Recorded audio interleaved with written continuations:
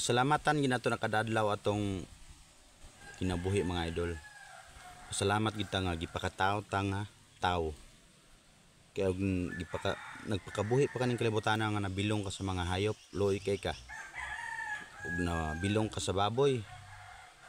Diyon sa kakaron. Tulo ra ka bulan imong limit. Wa na litso na ka. Ang uban na sira ka bulan, litson dilitsi na. May mahimo kang butakal kay madugay-dugay ka ang kalibutan na.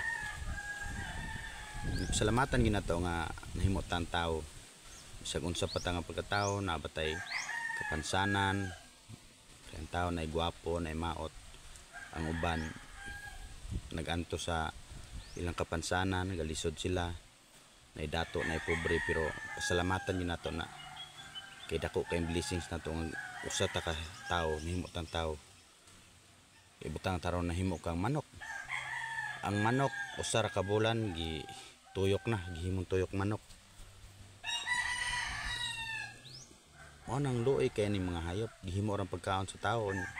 Parehara gyapon nato na sila nga nay kasing-kasing, nay mga huna-huna, ay utok na tanan, kompleto na. Parehara gyud nag mga kuan sa tawo. Mga party sa lawas. Yung nabutang karog karabaw. Swerte-swerte ka gamay kay dili ka ihawon dayon, pero higtan po nimong ilong. Padaruhon po kag mayo, okay pahuway-pahuway. Kapoy yapon kay ka. Muna nga pasalamat ta pirmi kada adlaw. Muna buhi ta, usa ta ka tawo. Ibutang karon nga kanang usa ka. Ikaw pananglit ug unsa mahimo kang hayop, unsa ka ug nganong imbutan na to karong nahimo kang unggoy. Hantingon po ka sa kalasangan. Kaya daghan po kayo mga tao nga gipanggutom ang kusog kay mo ka og unggoy. Panghantingon ra ang mga unggoy.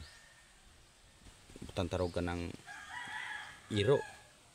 Naam gyapon kusog kay mo ka og iro. Pangmat gyud gyapon ni mga iro. May lagatong iro ka nga mga hybrid kay pakanon kag lami kayo. Dugay kay ihawon. Pero hayop ra gyapon ka, gihigtan ra gyapon imong liog. Manang dako kay pasalamat sa Ginoo. Naagi Ginoo. May gihatag na to kinabuhi. Gihatagan tag daghang pagkaon aning kalibutan nga sama ng mga hayop. Kay bisag unsa kang hayop pa karon makit-an ka sa mga tawo nga gutom. Patyon ra gyud kag ihawon, ning kanon.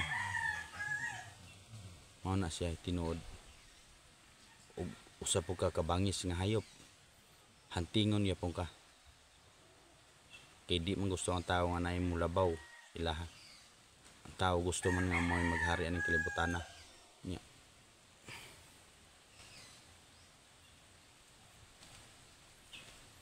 Kan tao labaw-labaw na to sa mga hayop. Napagi mas hayop pagi nato nga matao. Gusto gyud mohari nga galungan punta sa aning kalibutan na po.